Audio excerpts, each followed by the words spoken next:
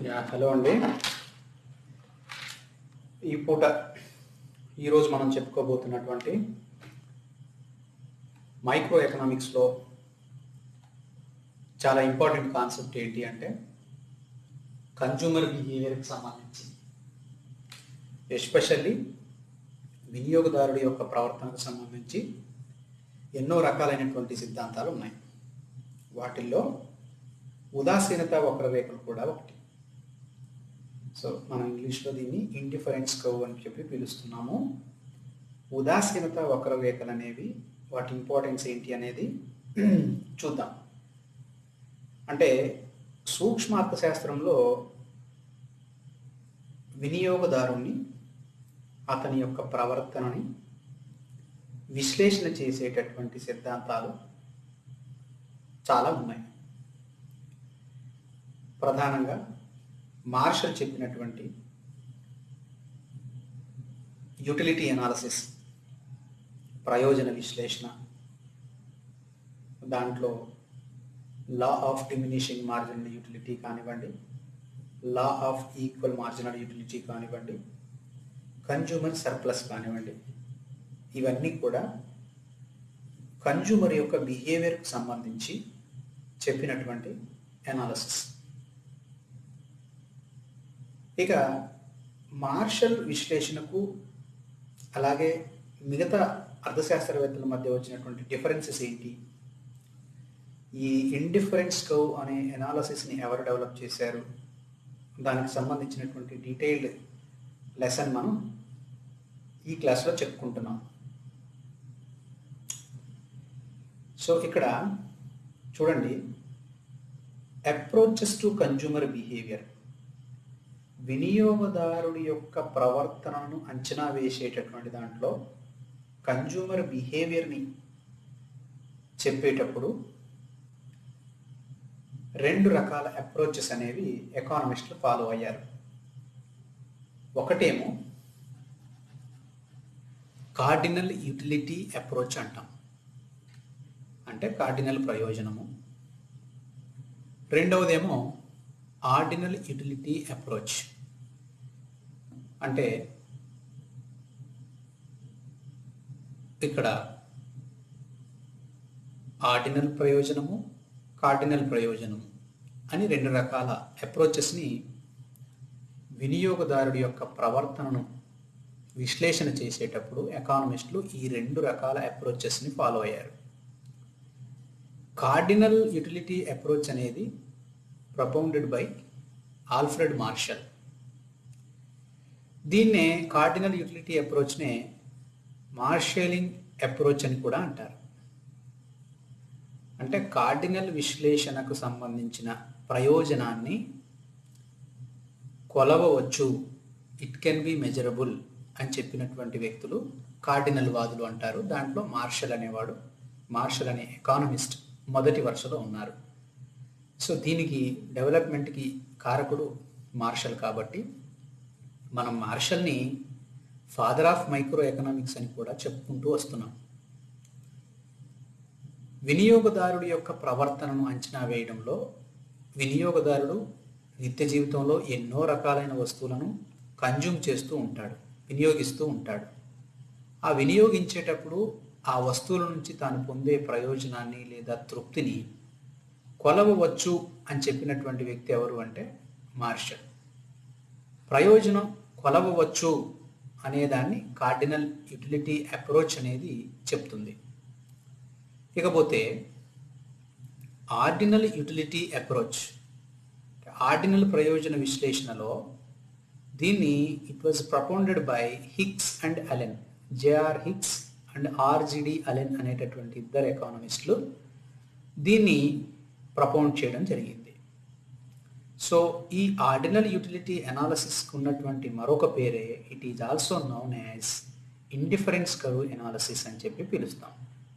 ఇదేమో మార్షల్ అనే అప్రోచ్ అంటాము, ఇదేమో ఉదాసీనత వక్రరేఖ విశ్లేషణ గురించి చెప్పేటటువంటి అంశంగా చెప్తాం.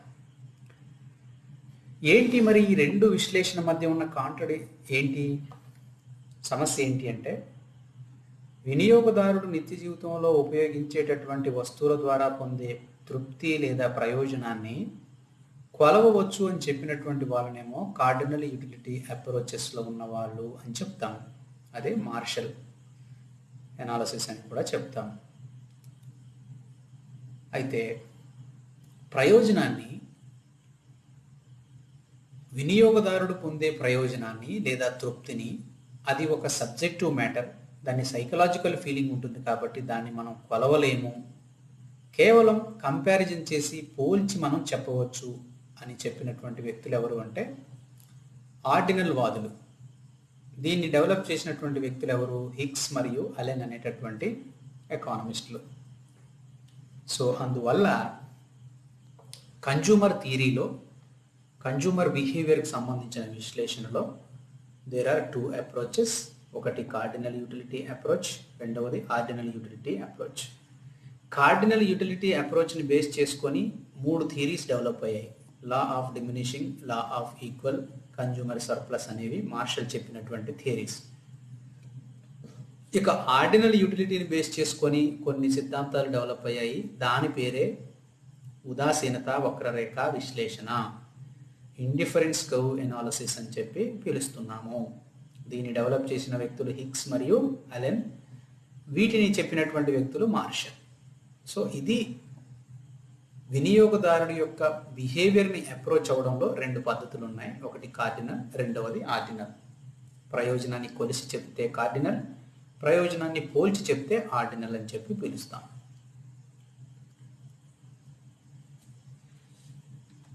ఇక్కడ చూడండి, యూటిలిటీ అంటే ఏంటి? ప్రయోజనము అంటాం. Utility is synonymous with pleasure, satisfaction and a sense of fulfillment of desire. ఇక్కడ యూటిలిటీకి పర్యాయ పదాలుగా మనం ఏం చెప్తాము? ప్లెజర్, అలాగే సాటిస్ఫాక్షన్, అలాగే sense of fulfilment of Dzire, అంటే మన కోరికను తృప్తినిచ్చినటువంటి దాన్ని చెప్తాము. దాన్నే యూటిలిటీ లేదా ప్రయోజనము అని చెప్పి చెప్తున్నాం. సో ఈ యూటిలిటీ అనేది వాంట్ సాటిస్ఫైయింగ్ పవర్, కోరికలను తృప్తిపరిచేటటువంటి శక్తినే మనం యూటిలిటీ అంటాం. సో యూటిలిటీ అనేది కోరికలు, satisfying power of A commodity, మానవుడి కోరికను తీర్చగలిగే శక్తి ఏదైనా ఒక వస్తువుకు ఉంటే దాన్ని మనం ఏమంటామంటే యూటిలిటీ అంటాం. ఫర్ ఎగ్జాంపుల్, మనకి ఆకలేస్తే మనం ఏదైనా ఒక ఫ్రూట్ తిన్నాం అనుకోండి, దాని ద్వారా మనకు కొంత తృప్తి, ఆకలిని తీరుస్తుంది అనే లక్షణం ఆ ఫ్రూట్కి ఉంది. ఏదైనా ఒక బనానా తిన్నాం మనం, ఆ బనానా తినడం వల్ల మన ఆకలి, మన హంగ్రీనెస్ అనేది కొంత తగ్గింది. అంటే మన యొక్క ఆకలిని తీర్చే శక్తి ఆ బనానాకు ఉంది కాబట్టి యూటిలిటీ అనేది బనానాకు ఉంది. లేదు, మీరు హోటల్కి వెళ్ళారు, ఏదైనా ఒక దోశ తిన్నారు, ఆకలైంది, ఒక దోశ తిన్నారు, ఆ దోశ తినడం ద్వారా మీ ఆకలి తీరింది కాబట్టి ఆ దోశకి పవర్ ఉంది. ఏం పవర్ ఉంది? నీ కోరికని తీర్చగలిగే శక్తి ఆ దోశకు ఉంది కాబట్టి ఆ దోశకి ఏముంది అంటే యూటిలిటీ, ప్రయోజనం అనేది ఉంది. లేదు, బనానా లేదు, దోశ లేదు, ఏదైనా కర్రీ పఫ్, ఎగ్ పఫ్ లేదా బన్ లాంటివి ఏం తిన్నా కూడా, అంటే మనిషి యొక్క కోరికను తీర్చగలిగే శక్తి ఏ వస్తువుకు ఉన్నా కూడా ఆ వస్తువుకి యూటిలిటీ ఉంది, ప్రయోజనం ఉంది అని చెప్పి పిలుస్తాం. సో ఆ ప్రయోజనానికి సినోనియమ్స్ ఏం చెప్పాం మనం? ప్లెజర్ అంటే ఒక సంతృప్తి కానీ, ఒక సాటిస్ఫాక్షన్ కానివ్వండి, మన కోరికను తీర్చేటటువంటి sense of fulfilment of desire అని కూడా చెప్పాం. సో అందువల్ల utility is a psychological phenomenon. అంతే కదా, మనం ఆకలిని తీర్చుకున్నాము, కొన్ని వస్తువులను వాడుకొని తిని తృప్తి పడ్డాము. సో ఆ తృప్తి, మనం ఆ వస్తువులను తినడం ద్వారా మనకు వచ్చినటువంటి తృప్తి లేదా సాటిస్ఫాక్షన్ లేదా ప్లెజర్ అనేది ఏదైతే ఉందో అదంతా కూడా సైకలాజికల్ ఫెనామినన్, అంటే అదొక మానసిక ప్రవర్తనకు సంబంధించిన విషయం. ప్రయోజనం అనేది ఏంటి? ఒక మానసిక ప్రవర్తనకు సంబంధించినటువంటి విషయంగా గుర్తుపెట్టుకోవాలి. అలాగే ఈ ప్రయోజనం అనేటటువంటి దానికి సంబంధించి 2 రకాల పద్ధతులు ఉన్నాయని చెప్పాము మనం. కార్డినల్, ఆర్డినల్ వాదులు అన్నాము. అది అయిపోయింది. ప్రయోజనం అంటే ఏంటో కూడా చూసాం. సో ఇక్కడ చూడండి, ఉదాసీనత వక్రరేఖలు, ఇండిఫరెన్స్ కర్వ్. ఇది ఏంటి చెప్తుంది అంటే, a single indifference curve shows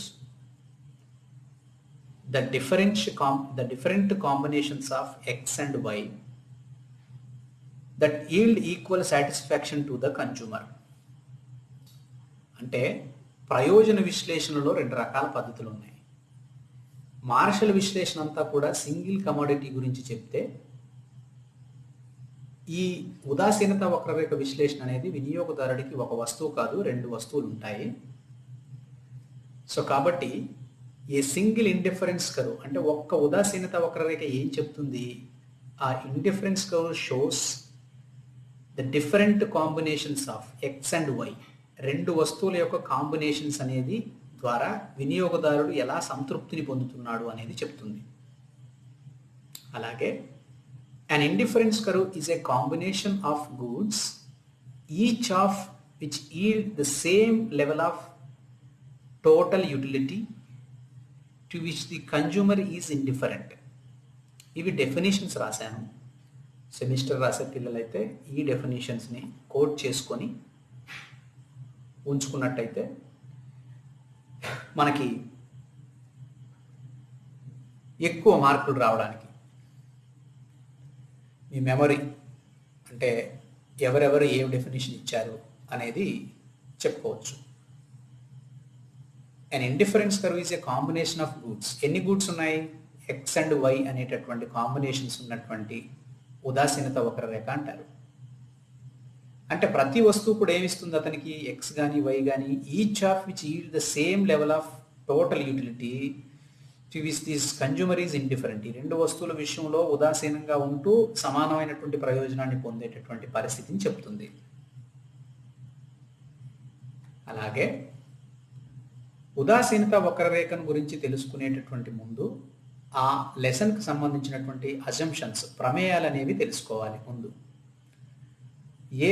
ఇప్పుడు కన్జ్యూమర్ బిహేవియర్కి సంబంధించినటువంటి ప్రతి లెసన్లో కూడా మీరు క్షీణోపాంత, సమోపాంత ప్రయోజన సూత్రాలు, అలాగే వినియోగదారుడి మిగులుకు సంబంధించినటువంటి సిద్ధాంతాలు, అలాగే ఈ ఉదాసీనత వక్రరేఖ విశ్లేషణలో ఏదైనా మనకి వినియోగదారుడు ప్రవర్తనకు సంబంధించినటువంటి విశ్లేషణ గురించి తెలుసుకునేటప్పుడు ఆ థియరీ అనేది కొన్ని సర్టెన్ ప్రమేయాల పైన, కొన్ని అజంప్షన్స్ పైన డిపెండ్ అయి ఉంటుంది.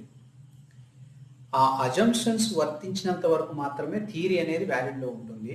ఎప్పుడైతే అజంప్షన్స్ అనేవి బియాండ్ ద అజంప్షన్స్ మనం థియరీని ఊహించుకుంటే అది వాస్తవ ప్రపంచంలో ఆ థియరీ అనేది రియాలిటీకి దగ్గరగా ఉండదు. సో ఉదాసీనత వక్రరేఖ విశ్లేషణ అనేది ఏ అజంప్షన్స్ పైన డిపెండ్ అయి ఉంది అంటే, ఒకటి ఈ రేషనాలిటీ ఆఫ్ కన్జ్యూమర్ అన్నాం, ఆర్ కన్జ్యూమర్ ఈజ్ రేషనల్ అంటే వినియోగదారుడు ఎప్పుడైనా సరే చాలా హేతుబద్ధంగా ప్రవర్తిస్తాడు అనేది ఫస్ట్ అజంప్షన్. ఎందుకు హేతుబద్ధంగా ప్రవర్తించాలి అంటే, అతను కొన్ని వస్తువుల పట్ల మక్కువగాను, కొన్ని వస్తువుల పట్ల ఎక్కువ అటాచ్మెంట్ అనేది ఉండకూడదు. ప్రతి వినియోగదారుడు కూడా ఈ విశ్లేషణ ప్రకారం రేషనల్గా ఉంటారు, హేతుబద్ధంగా ప్రవర్తిస్తారు. సో కాబట్టి ద కన్జ్యూమర్ ఈజ్ రేషనల్. ఆయన ఎయిమ్స్ ఏంటి? At maximising his total satisfaction. అతని యొక్క లక్ష్యం ఏమై ఉండాలి? మొత్తం ప్రయోజనాన్ని ఎలా సాటిస్ఫాక్షన్ చేసుకోవాలి, గరిష్ట సాటిస్ఫాక్షన్ ఎలా పొందాలి అనేటటువంటిది అతని లక్ష్యమై ఉంటుంది. ఉదాసీనత వక్రరేఖ విశ్లేషణ మొదటి ప్రమేయం, మొదటి అజంప్షన్ ఏంటంటే consumer is rational or rationality of consumer, వినియోగదారుడు హేతుబద్ధంగా ప్రవర్తిస్తాడు అనేది గుర్తుపెట్టుకోవాలి. ఇక రెండో అజంప్షన్ ఏంటి అంటే ordinal utility. So utility can be expressed ordinally, that is consumer is able to tell only order of his preference.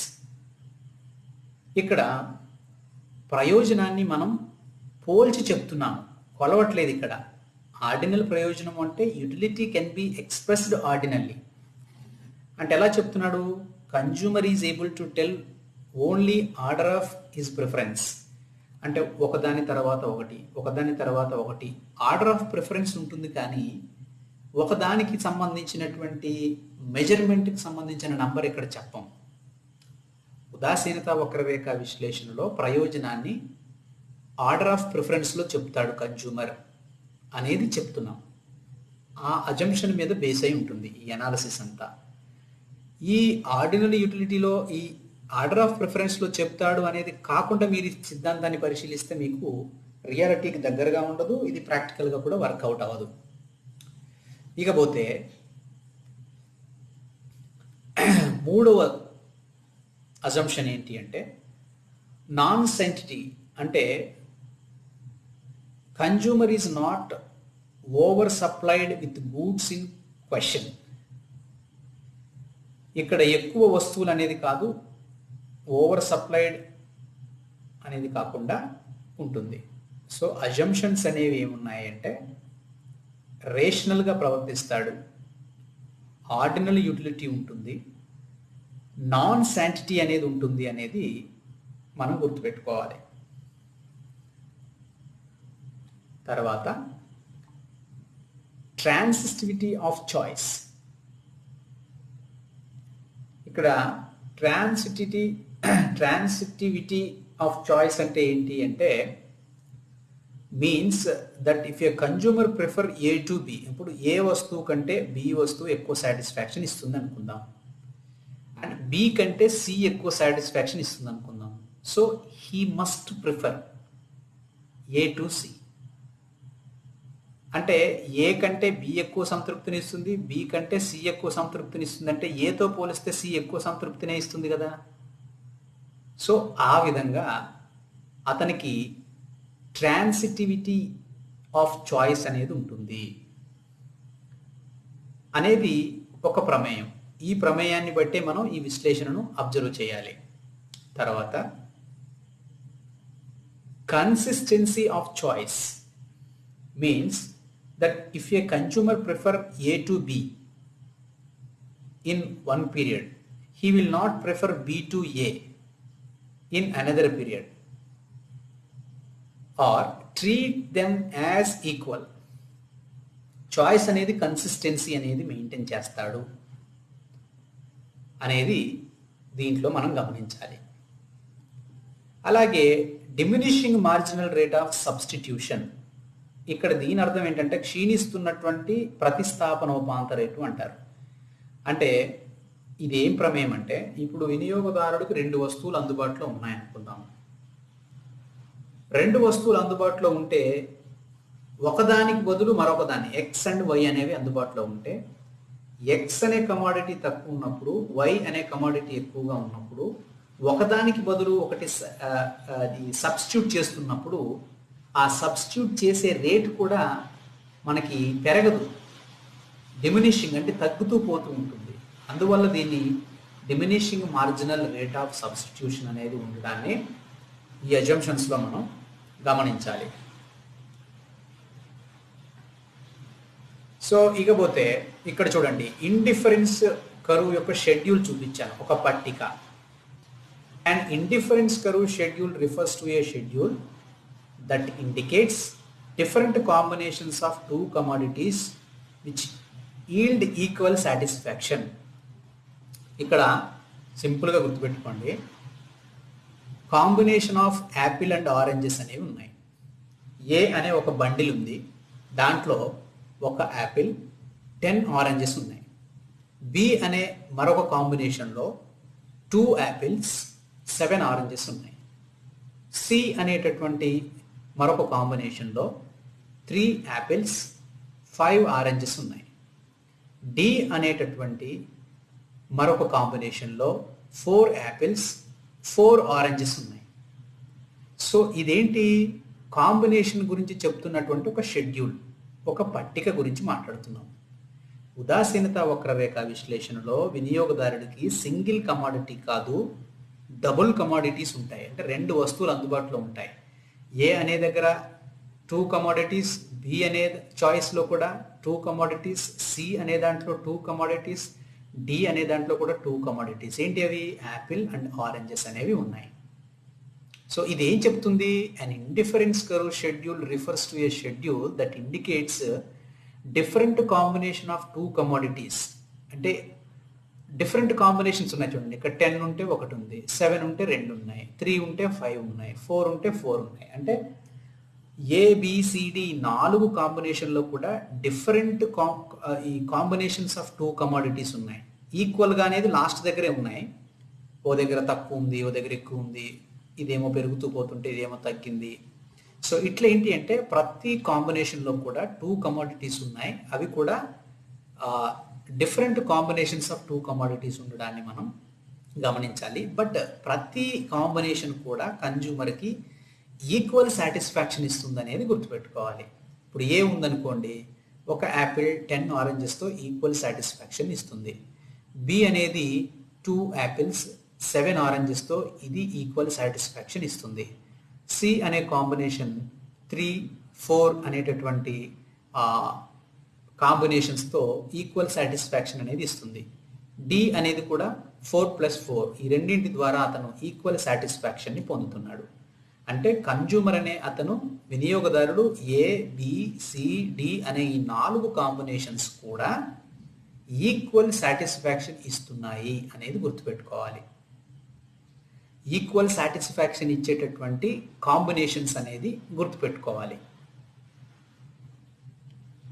Okay,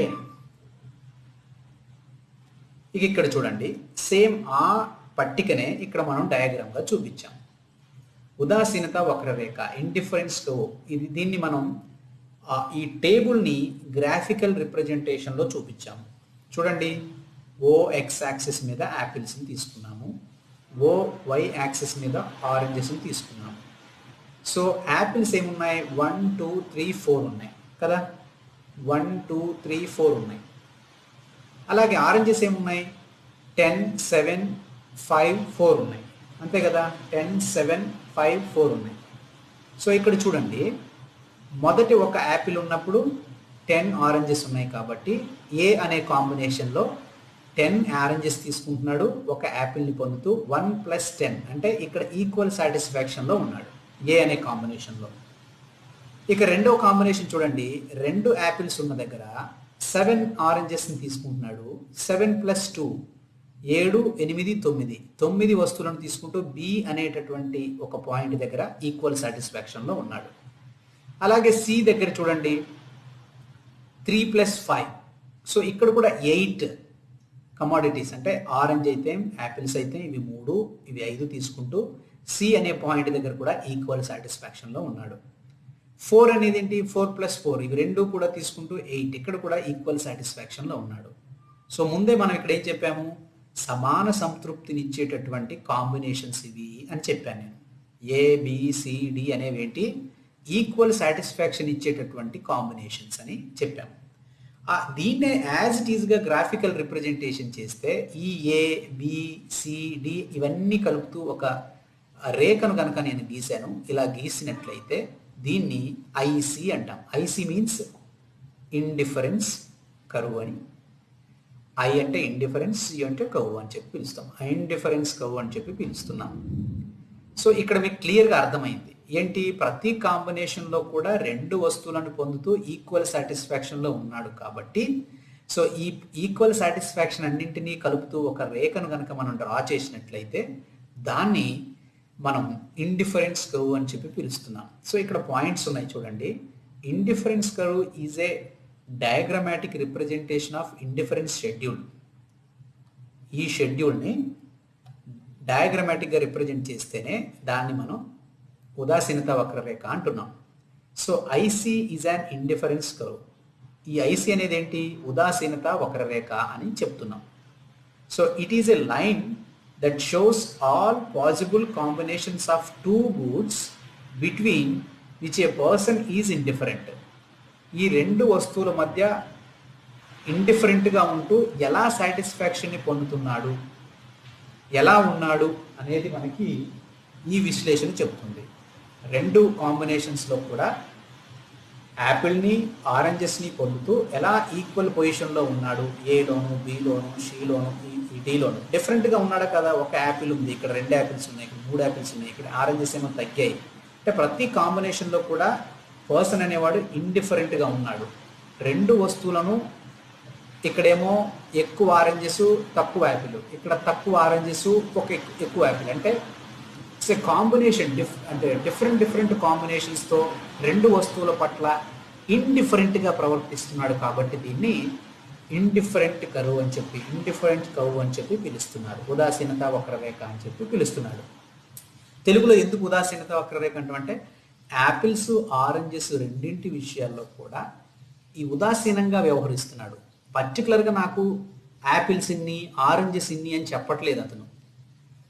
ఒక యాపిల్ ఎక్కువ ఆరెంజెస్తోనూ సాటిస్ఫాక్షన్ పొందుతున్నాడు, ఇంకొక యాపిల్ పెరిగి ఆరెంజెస్ తగ్గినా సాటిస్ఫాక్షన్ పొందుతున్నాడు. కాబట్టి రెండు వస్తువుల పట్ల ఉదాసీనంగా ప్రవర్తిస్తున్నాడు, స్ట్రిక్ట్గా ప్రవర్తించట్లేదు. రెండు వస్తువుల పట్ల ఉదాసీనంగా వ్యవహరిస్తున్నాడు కాబట్టి దీన్ని ఉదాసీనత వక్రరేఖ విశ్లేషణ అని చెప్పి పిలుస్తున్నారు. ఇకపోతే ఇండిఫరెన్స్ మ్యాప్. ఈ మ్యాప్ను జాగ్రత్తగా గమనించండి. An indifference map represents a group of indifference curves, each of which express a given level of satisfaction. Okay? An indifference map represents a group of indifference curves, each of which express a level of satisfaction. అంటే ఇది IC1 అండి, మొదటి ఉదాసీనత వక్రరేఖ. దీంట్లో ఎన్ని వస్తువులు ఉంటాయి? X ఉంటుంది, Y ఉంటుంది. IC2, IC3 ఇలా వినియోగదారుడికి ఒక ఉదాసీనత వక్రరేఖ మాత్రమే ఉండదు. ఇలా ఎన్నో రేఖలు ఉంటాయి. IC1, IC2, ICN అంటే మనం లెక్క పెట్టలేనన్ని ఇండిఫరెన్స్ కర్వ్స్ అనేవి ఉంటాయి. So if an indifference curve shift to right, the level of satisfaction goes on increase. ఇక్కడ చూడండి, ఫస్ట్ ఇండిఫరెన్స్ కర్వ్ అనేది ఒక లెవెల్ ఆఫ్ సాటిస్ఫాక్షన్ ఇస్తే దీని ముందున్న ఉదాసీనత వక్రరేఖ అయిన IC2 అనేది దీనికంటే ఎక్కువ సాటిస్ఫాక్షన్ ఇస్తుంది. అలాగే IC3 చూస్తే IC2 కంటే కూడా IC1 కంటే కూడా ఎక్కువ సాటిస్ఫాక్షన్ అనేది ఇస్తుంది. అంటే ఉదాసీనత వక్రరేఖ కనుక రైట్కి షిఫ్ట్ అయితే, ఇది షిఫ్ట్ టు రైట్ ముందున్నటువంటిది ద లెవెల్ ఆఫ్ సాటిస్ఫాక్షన్ అనేది ఇంక్రీజ్ అవుతుంది. చూడండి, ఇక్కడ ఆర్డర్లో చెప్పాము. From the point of view IC1 కంటే IC2 ఎక్కువ సాటిస్ఫాక్షన్ ఇస్తుంది, IC2 కంటే IC3 అనేది ఎక్కువ సాటిస్ఫాక్షన్ ఇస్తుంది అనేది మీరు గమనించాలి. ఎందుకు ఇస్తుంది అంటే, ఈ ఉదాసీనత వక్రరేఖను ఒకసారి గమనించండి. ఇది ఈ లెవెల్లో సాటిస్ఫాక్షన్ ఇస్తే ఇది ఈ లెవెల్లో సాటిస్ఫాక్షన్ ఇస్తుంది, ఇది ఈ లెవెల్లో సాటిస్ఫాక్షన్ ఇస్తుంది. కాబట్టి రైట్లో ఉన్న ఉదాసీనత వక్రరేఖ ఎప్పుడు కూడా హైయెస్ట్ సాటిస్ఫాక్షన్ ఇస్తుంది. లెఫ్ట్లో ఉన్నది రైట్తో పోలిస్తే తక్కువ సాటిస్ఫాక్షన్, దీంతో పోలిస్తే ఇది తక్కువ సాటిస్ఫాక్షన్ ఇస్తుంది అనేది గుర్తుపెట్టుకోవాలి. ఇది ఇండిఫరెన్స్ మ్యాప్ అన్నట్టు. ఇకపోతే marginal rate of substitution, MRS అనేది గుర్తుపెట్టుకోండి. The rate at which an individual must give up commodity A in order to obtain one more unit of good B while keeping their overall utility satisfaction constant. So the MRS is calculated between two goods placed on an indifference curve which display a frontier of equal utility for each combination of good and B.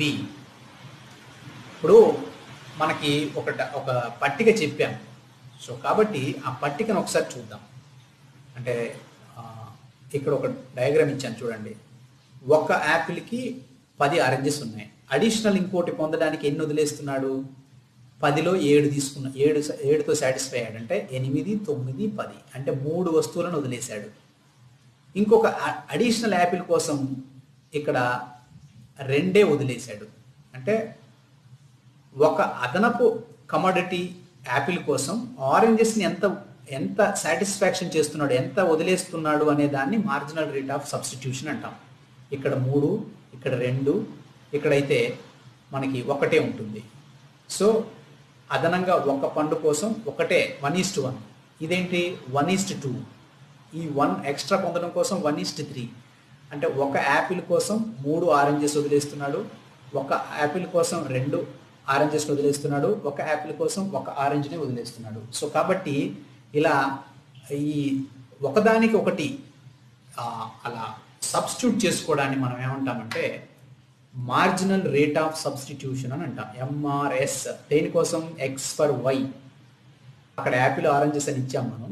But అది XY అని కూడా చెప్పుకోవచ్చు. So MRS keeps on declining since consumer has more and more utility, more and more units of goods, he give up less units of other goods. So ఆ విధంగా అది తగ్గడాన్ని మనం గమనించవచ్చు. ఇకపోతే ప్రాపర్టీస్ ఆఫ్ ఇండిఫరెన్స్ కర్వ్స్, ఉదాసీనత వక్రరేఖలకు సంబంధించినటువంటి లక్షణాలు ఎలా ఉంటాయి? ఇది చాలా ఇంపార్టెంట్ క్వశ్చన్, ఎందుకంటే డిస్క్రిప్టివ్లో కూడా మనకి సెమిస్టర్లో ఎన్నోసార్లు ఈ క్వశ్చన్ అడగడం జరిగింది. ఈ క్వశ్చన్ లేకుండా చాలా వరకు ఉదాసీనత వక్రరేఖ అనాలిసిస్లో క్వశ్చనే ఫ్రేమ్ చేయలేనంత ఇంపార్టెంట్ అనేది దీనికి ఉండింది. చూడండి, an indifference curve has a negative slope, that is it slopes downward కదా, డౌన్వర్డ్ ఉంది కదా, ఇట్ స్లోప్స్ డౌన్వర్డ్. ఉదాసీనత వక్రరేఖ అనేది ఎడమ నుంచి కుడికి క్రిందకు వాలి ఉంటుంది, గుర్తుపెట్టుకోండి. అలాగే indifference curves are always convex to the origin, అంటే మూల బిందువుకి కుంభాకారంగా ఉంటాయి. చూడండి, మూల బిందువుకి కుంభాకారంగా ఉంటాయి. ఉదాసీనత వక్రరేఖలు అనేవి మూల బిందువుకి కుంభాకారంగా ఉంటాయి. అలాగే two indifference curves never intersect or become tangent to each other. ఉదాసీనత వక్రరేఖలు అనేవి ఎప్పుడు కూడా పరస్పరం ఖండించుకోవు. ఖండించుకుంటే ఒక అసందిగ్ధమైనటువంటి ఫలితం వస్తుంది. కాబట్టి ఉదాసీనత వక్రరేఖ లక్షణాల్లో అవి రెండు ఎప్పుడు కూడా ఒకదానితో ఒకటి ఎట్టి పరిస్థితిలోనూ ఖండించుకోవు అనేది గుర్తుపెట్టుకోవాలి. Higher indifference curve represent higher satisfaction కదా, ఇక్కడ చెప్పాగా, దీనికంటే ముందున్నది ఎక్కువ ఇస్తుంది, దీనికంటే ముందున్నది ఎక్కువ ఇస్తుంది అంటే higher indifference curve represent high level satisfaction అనేది గుర్తుపెట్టుకోవాలి. చూడండి, and indifference curve has a negative slope, that is downward, ఈ స్లోప్ డౌన్వర్డ్స్ ఎడమ నుంచి కుడి క్రిందకు ఉంటుంది. అలాగే మూల బిందువు కుంభాకారంగా ఉంటుంది, ఒకదానికొకటి పరస్పరం ఖండించుకోవు. హయ్యర్ లెవెల్లో ఉన్న ఇండిఫరెన్స్ కర్వ్ అనేది హయ్యెస్ట్ సాటిస్ఫాక్షన్ ఇస్తుంది అనేది ఉదాసీనత వక్రరేఖ యొక్క ప్రాపర్టీస్ లేదా లక్షణాలు లేదా ధర్మాలు అని చెప్పి కూడా చెప్తారు. ఇకపోతే ఈ ప్రాపర్టీస్లోనే ఇప్పుడు an indifference curve has a negative slope, that is downward sloping అని చెప్పానుగా. This property implies that when the amount of, ఇదంతా అవసరం లేదు, మీరు డిస్క్రిప్షన్ కావాలనుకుంటే చూడండి, అవేం నేను డీటెయిల్డ్గా చెప్పాను, బట్ ఇక్కడ మరింత డిస్క్రిప్షన్ రాశాను. This implies that the two commodities are imperfect substitutes for each other and the MRS between two goods decreases as a consumer moves along an indifference curve. ఇక్కడ properties of indifference curves are always convex to the origin అన్న, మూల బిందువుకి కుంభాకారంగా ఉంటుంది అని. అలాగే two indifference curves never intersect అని చెప్పాము. ఒకవేళ అయితే ఏమొస్తుంది అనేది ఇది గుర్తుపెట్టుకోండి. If two indifference curves intersect or tangent, it would imply that an indifference curve indicates two different level of satisfaction, adi one being larger than the other, so yield the same level of satisfaction. This will violate the rule of transitivity. అది కలిస్తే same satisfaction అనేది ఒకటి, అంటే జనరల్గా ఏంటి, ఒకదానికంటే ఎక్కువ satisfaction ఇంకోటి ఇస్తుంది రెండు కమోడిటీస్లో అనేది మనం చెప్పుకుంటున్నాం మన అజంప్షన్స్ ప్రకారం. అవి రెండు ఒక దగ్గర టాంజెంట్ అయితే ఏమవుతుంది, మనకి ఆ రూల్ని వైలేట్ చేస్తుంది అనేది గుర్తుపెట్టుకోవాలి. ఇక్కడ చూడండి, two indifference curves never intersect, ఇలా పరస్పరం ఖండించుకునే అవకాశమే లేదు. ఇలా ఖండించుకుంటే ఏమవుతుంది అంటే ఈ పాయింట్లో IC1లోను IC2లోను ఈక్వల్ సాటిస్ఫాక్షన్లో ఉండేటటువంటివి చెప్తుంది. కాబట్టి మనకి ట్రాన్సిటివిటీ అనేటటువంటి ఒక రూల్ని వైలేట్ చేస్తుంది అనేది గుర్తుపెట్టుకోవాలి. ఇకపోతే higher indifference curve represent high level satisfaction, ఇది ఓకే. ఇకపోతే ప్రైస్ లైన్ ఆర్ బడ్జెట్ లైన్ని చూద్దాం. బడ్జెట్ లైన్ అంటే ఏంటి? The budget line shows all those combinations of two goods which the consumer can buy spending his given money income on two goods at their given price. So remember that the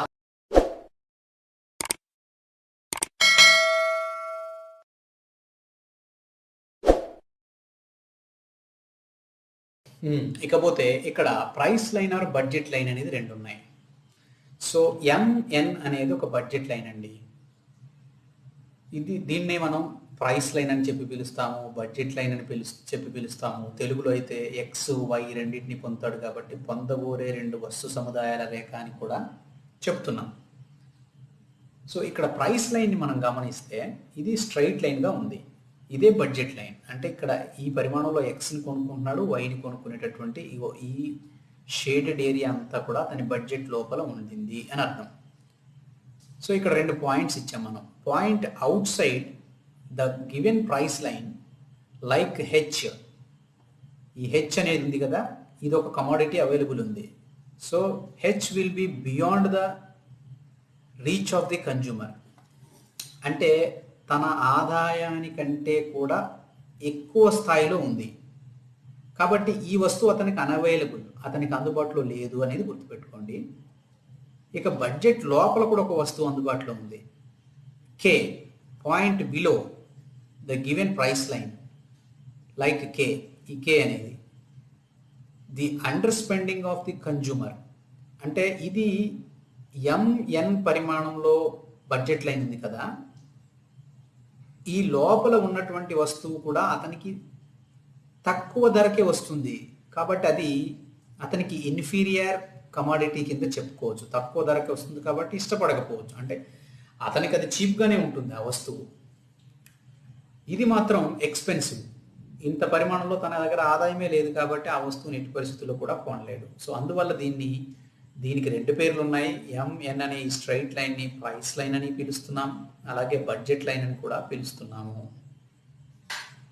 ఇకపోతే consumer equilibrium అనేది ఎలా సాధ్యమవుతుంది, ఎలా సమతౌల్య స్థితిలో ఉంటాడు consumer అనేటటువంటి వ్యక్తి. Consumer equilibrium will be reached when he is deriving maximum possible satisfaction from the goods and is in no position to rearrange his purchased of goods. The indifference map in combinations with the budget line allows us to determine the one combination of goods and services that the consumer most wants and is able to purchase. So this is the consumer equilibrium అన్నాము. మ్యాప్లో చూద్దాం డీటెయిల్డ్గా. చూడండి, ఇది explain చేస్తాను. వినియోగదారుడు ఎలా సమతౌల్య స్థితిలో ఉంటాడు అనేది పాయింట్. వినియోగదారుడి యొక్క ఆదాయం ఏమో ఈ పిఎల్ అనే ఈ స్ట్రైట్ లైన్ అతని బడ్జెట్, అతని ఆదాయ స్థితిని చెప్తుంది. అంటే ఈ లెవెల్లో దొరికే వస్తువులన్నీ కూడా అతను కొనుక్కోగలుగుతాడు. సో పిఎల్ అనేది ఏంటి? It's a price line or budget line అని అంటాం. ఇకపోతే IC1, IC2, IC3, IC4 అనేవి ఏంటి అంటే ఇండిఫరెన్స్ కర్వ్స్, అంటే ఉదాసీనత వక్రరేఖలు.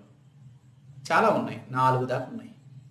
బట్ ఈచ్ ఇండిఫరెన్స్ కర్వ్ అనేది ఎన్ని ఐటమ్స్ని రిప్రజెంట్ చేస్తుంది అంటే 2. ఒకటి ఎక్స్, వై అనే 2 కమోడిటీస్ ఉన్నటువంటి ఈక్వల్గా ఉన్నటువంటి ఒక లైన్ అనేది IC1. యాజ్ సేమ్ IC2 కూడా అంతే, IC3 కూడా అంతే, IC4 కూడా అంతే. బట్ ఇక్కడ చూడండి, IC1 అనేది R అనే పాయింట్ దగ్గర ట్యాంజెంట్ అయింది బడ్జెట్కి, అదేవిధంగా హెచ్ అనే పాయింట్ దగ్గర కూడా ట్యాంజెంట్ అయింది. బట్ ఈ లెవెల్లో అతని ఆదాయ స్థితి కంటే తక్కువ పరిమాణంలో వస్తువులు దొరుకుతున్నాయి. ఫర్ ఎగ్జాంపుల్, నా దగ్గర 100 రూపీస్ ఉంటే 10 రూపీస్ 20 రూపీస్కే వస్తువులు దొరుకుతున్నాయి అనుకున్నట్టు దొరికేటటువంటి కాంబినేషన్ IC1 చెప్తుంది. IC2 ఏం చెప్తుంది?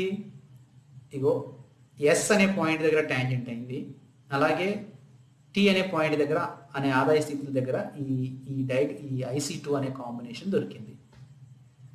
సో ఇదేం రిప్రజెంట్ చేస్తుంది అంటే, నా దగ్గర ఉన్న 100 రూపీస్ ఇన్కమ్కి 50 రూపీస్ పరిమాణంలో, అంటే 50 రూపీస్ కాస్ట్కి దొరికేటటువంటి టూ కమోడిటీస్ని చూపిస్తుంది. అంటే ఇంకా కొంచెం తక్కువగానే ఉంది. ఇప్పుడు IC3 ఉంది కదా, IC3 అనేది Q అనే పాయింట్ దగ్గర, అంటే ఉదాసీనత వక్రరేఖ IC3 అనేది PL అనేటటువంటి ఒక బడ్జెట్ లైన్ని Q అనే పాయింట్ దగ్గర స్పర్శ, అంటే ఒక ట్యాంజెంట్ అయింది ఈ Q అనే పాయింట్ దగ్గర. అంటే నా ఆదాయ స్థితి 100 రూపీస్ అని చెప్పే ఈ లైన్కి అలాగే 100 రూపీస్ వాల్యూ చేసే ఈ 2 కమోడిటీస్ అనేవి దొరికాయి. సో కన్జ్యూమర్ ఎప్పుడు సాటిస్ఫై అవుతాడంటే తన దగ్గర ఉన్నటువంటి డబ్బుకి ఈక్వల్ సాటిస్ఫాక్షన్ ఇచ్చేటటువంటి వస్తువులు దొరికినప్పుడు మాత్రమే సాటిస్ఫై అవుతాడు. 100 రూపీస్ వాల్యూ నా దగ్గర డబ్బులు ఉన్నప్పుడు 100 రూపీస్ వాల్యూ చేసే వస్తువు దొరికినప్పుడు సాటిస్ఫాక్షన్ అనేది ఈక్వల్ అయిపోతుంది.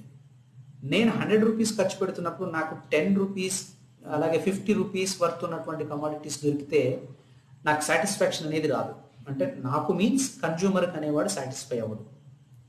అలాగే IC4 అనేది చూడండి. IC4ను ఒకసారి చూస్తే ఈ బడ్జెట్ రేఖ కంటే అబోవ్ ఉంది ఈ కాంబినేషన్ అనేది. ఈ IC4లో ఉన్న 2 కమోడిటీస్ అనేవి కన్జ్యూమర్కి అన్అవైలబుల్, అంటే అతని ఆదాయ స్థాయి కంటే ఎక్కువ వాల్యూలో ఉన్నాయి కాబట్టి అతనికి అవి దొరకవు. కాబట్టి దాని గురించి అక్కడ మనకు టాపిక్ లేదు. IC3, IC2, IC1 గురించే మనం మాట్లాడాలి. ఈ రెండు తక్కువ ఉన్నప్పటికీ కూడా తన ఆదాయ స్థితికి మ్యాచ్ అవ్వట్లేదు కాబట్టి తన ఆదాయ స్థితికి తన దగ్గర ఉన్న డబ్బులకు తను పొందే వస్తువులు ఏవైతే ఉన్నాయో రెండు ఎక్కడైతే టాంజెంట్ అయిందో అక్కడ OM పరిమాణంలో Xను ON పరిమాణంలో Yని కొంటూ ఈక్వల్ సాటిస్ఫాక్షన్ని పొందుతాడు అనేది గుర్తుపెట్టుకోవాలి. సో అందుకనే దీన్ని ఏమంటారంటే PL అనేది ఒక budget line or price line, RSQTH ఒకే బడ్జెట్ లైన్లో RSQTH అనేది ఉన్నాయి. ఫర్ ఎగ్జాంపుల్ IC1లో ఇక్కడ R దగ్గర టచ్ అయింది కదా, ఇక్కడ చూడండి ఈ పాయింట్ దగ్గర ఇలా గీసినట్లయితే మనకి Xనేమో తక్కువ పరిమాణంలో Yని చాలా ఎక్కువ పరిమాణంలో కొంటాడు కాబట్టి ఈక్వల్ సాటిస్ఫాక్షన్ ఉండదు. ఇక్కడ చూడండి ఈ పరిమాణంలో Xని ఈ పరిమాణంలో Yని, అంటే Yని ఎక్కువగాను Xని తక్కువగాను కొంటున్నాడు. ఇక్కడ చూడండి, ఇక్కడ చూస్తే Y తక్కువ X ఎక్కువ కొంటాడు, ఇక్కడ చూస్తే Y తక్కువ X ఎక్కువ కొంటున్నాడు. బట్ Q అనే పాయింట్ అనే దాంట్లో చూడండి ఈ గ్యాప్ అలాగే ఈ గ్యాప్ను ఒకసారి మీరు పరిశీలించండి. రెండింటిని సమానంగా కొంటూ Xని Yని ఈక్వల్గా కొంటూ ఈక్వల్ సాటిస్ఫాక్షన్లో ఉన్నాడు అనేది చెప్తుంది. సో పాయింట్ RSQTH అనేవి all line on budget line, but Q is equilibrium point. ఇవన్నీ బడ్జెట్ రేఖ మీద ఉన్న పాయింట్లే, ఈ R కానీ S కానీ Q కానీ T కానీ H కానీ. బట్ Q అనేది ఏంటి అంటే రెండింటిని ఈక్వల్గా కొంటూ సాటిస్ఫాక్షన్ లెవెల్లో ఉన్నాడు కాబట్టి దాన్ని సమతౌల్య బిందువు లేదా సమతౌల్య పాయింట్ అని చెప్పి పిలుస్తారు. సో దీన్ని కన్జ్యూమర్ ఉదాసీనత వక్రరేఖలో వినియోగదారుడు ఎప్పుడు సమతౌల్య స్థితిలో ఉంటాడు అంటే తన బడ్జెట్ రేఖకు తను పొందే వస్తువుల సముదాయం రెండు ఎక్కడైతే ఈక్వల్ అవుతాయో అక్కడ సాటిస్ఫాక్షన్ ఉంటాడు. దీన్ని ఒక ఫార్ములా రూపంలో చెప్తే ఎలా చెప్తాము అంటే MRSXY అన్నాం. Marginal rate of substitution is equal to X వస్తువు యొక్క marginal utility divided by Y వస్తువు యొక్క మార్జినల్ యూటిలిటీ, ఇవి రెండు.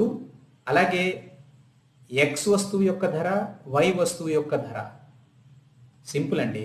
ఈ బడ్జెట్ లైన్ ఏమంటారు? PXPY అని చెప్పొచ్చు. అంటే X వస్తువు యొక్క ప్రైస్, Y వస్తువు యొక్క ప్రైస్. అలాగే X వస్తువు యొక్క ప్రైస్, దీన్ని ఈ PXPY గుర్తుపెట్టుకోండి, ఇది బడ్జెట్ లైన్ అని అర్థం. Marginal utility of X, marginal utility of Y అనేది ఎక్కడ చూపిస్తున్నాం మనం? ఇగో ఇండిఫరెన్స్ కర్వ్లో చూపిస్తున్నాం. ఈ IC3లో MU marginal utility of X కానివ్వండి, మార్జినల్ యూటిలిటీ ఆఫ్ Y కానివ్వండి, ఇవి రెండు కూడా ఈక్వల్ అవుతూ, అంటే ఈ indifference curve as well as ఈ ప్రైస్ లైన్ రెండు ఎక్కడైతే ఈక్వల్ అవుతున్నాయో ఇది ఫార్ములా రూపంలో చెప్తాం.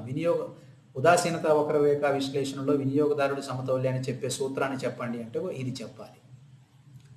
At the tangency point Q, the slope of the price line PL and indifference curve IC3 are equal. The slope of indifference curve shows MRX of X for Y. So ఉదాసీనత వక్రరేఖ ఏం చెప్తుంది? ఈ slope అనేది ఏం చెప్తుంది అని చెప్పాము. ఈ స్లోప్ ఎలా చెప్తాము అంటే మీరు మొదటి డయాగ్రామ్ అయినటువంటి ఇది చూడండి. ఏది?